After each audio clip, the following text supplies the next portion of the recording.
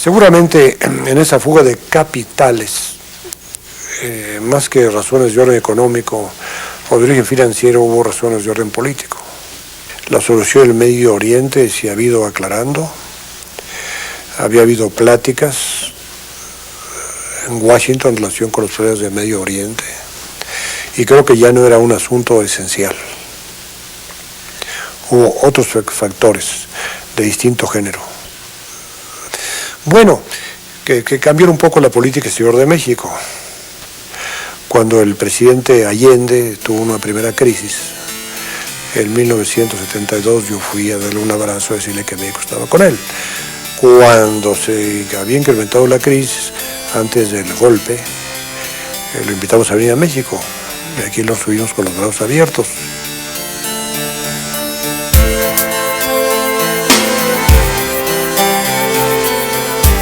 La revolución no pasa por la universidad, y esto hay que entenderlo. La revolución pasa por las grandes masas. La revolución la hacen los pueblos. La revolución la hacen esencialmente los trabajadores.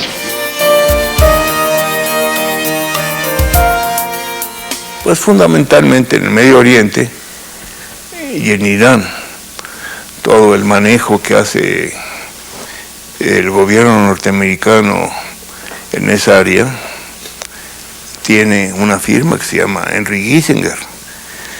Henry Kissinger de alguna manera patrocina el movimiento petrolero en Medio Oriente y esto nos afecta a nosotros.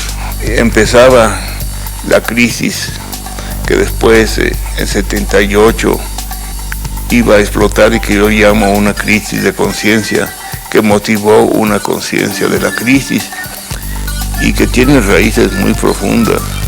Cuando reaccionan los países poderosos y logran controlar el manejo del petróleo y suben los intereses tan monstruosamente como lo subieron para captar las divisas que el mundo árabe había ganado con el embargo petrolero. Fueron sucesos no solo apasionantes en sí mismos, sino altamente significativos para la historia de la humanidad en los tiempos modernos y para México en particular, que fueron tiempos de una crisis que se pudo manejar gracias a que México tuvo el valor de decir: tenemos petróleo, cuidado. Tenemos petróleo, que fue una de mis primeras funciones. Salí a decirle al mundo que teníamos petróleo.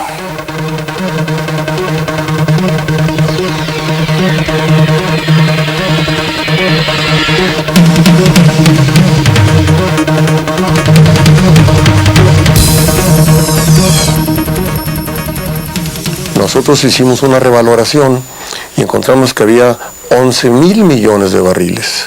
Con esto ya éramos sujetos de crédito.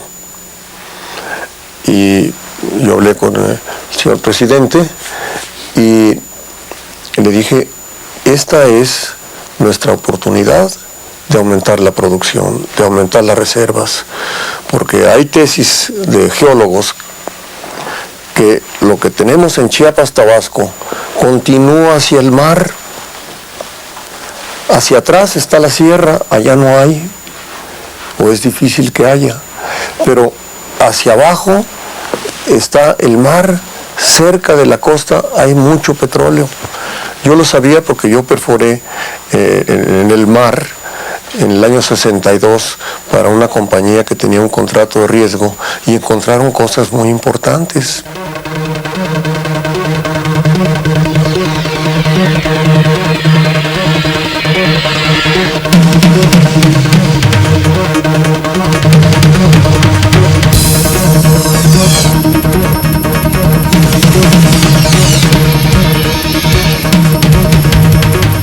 Jorge Rías Serrano, amigo mío desde la infancia, me dijo: mira, Pepe, los técnicos de petróleos, no doy los nombres porque se me han olvidado, los técnicos de petróleos se han puesto de acuerdo por no darle a los políticos información sobre nuestras reservas por considerar que el petróleo es un asunto que no puede manejarse política sino técnicamente, y tal vez tenían razón.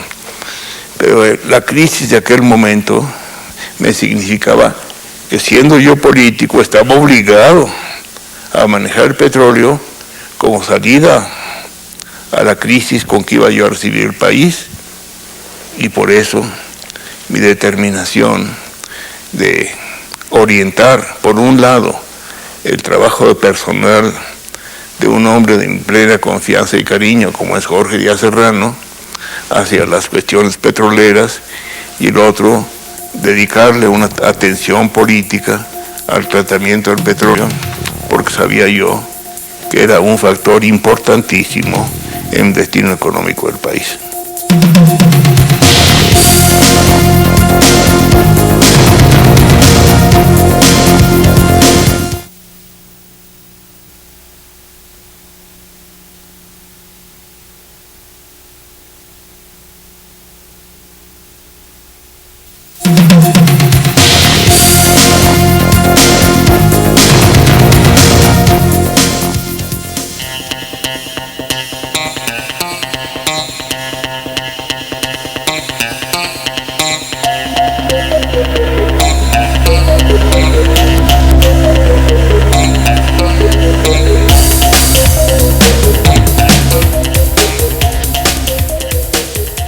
Es cierto que durante el gobierno de López Portillo se mantuvo una línea un eje de articulación bastante nacionalista por lo que se refiere al desarrollo del petróleo. Nacionalista quiere decir en términos del interés público nacional mexicano. El petróleo históricamente, después de la nacionalización del petrolero de 1938, trajo a México un inusitado desarrollo tecnológico.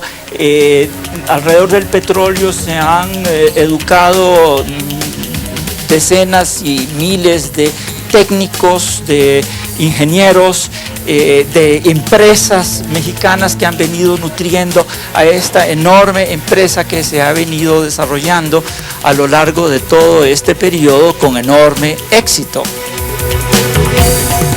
Sin embargo, en el gobierno de López Portillo se cometen dos errores muy graves. El primer error fue ante la propuesta que se hizo para la incorporación de México a la Organización de Países Exportadores de Petróleo, ya que el país estaba empezando a exportar petróleo, hubo una rotunda negativa del gobierno. Creo que eso es parte de lo que es la influencia del lobby estadounidense dentro del propio gobierno de México. Ese creo que fue un grave error. No, porque la estructura de la OPEP estaba determinada por países que concesionaban su petróleo. México no lo concesionaba. México era dueño de su petróleo gracias a Lázaro Cárdenas. Entonces estábamos en una posición sui generis totalmente distinta a la de los miembros de la OPEP, salvo al final Venezuela de alguna manera que nacionaliza también el petróleo y que la pone en nuestra condición.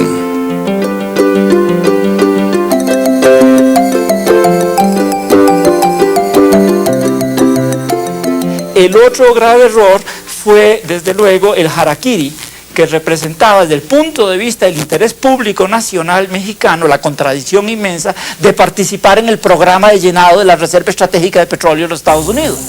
De tal manera que era una incongruencia, y es una incongruencia vista contemporáneamente, contribuir a la articulación de un instrumento que es usado precisamente por los compradores para incidir precisamente en el mercado, que era todo lo opuesto de lo que le convenía a México. A México le convenía esencialmente precios altos de petróleo. El boom estaba basado en precio, no en volumen. La tendencia fue de todos los países y de las compañías petroleras a tener más petróleo, a tener altísimos inventarios de petróleo, porque el mundo estaba viviendo una crisis que se suponía iba a estallar en muy poco tiempo.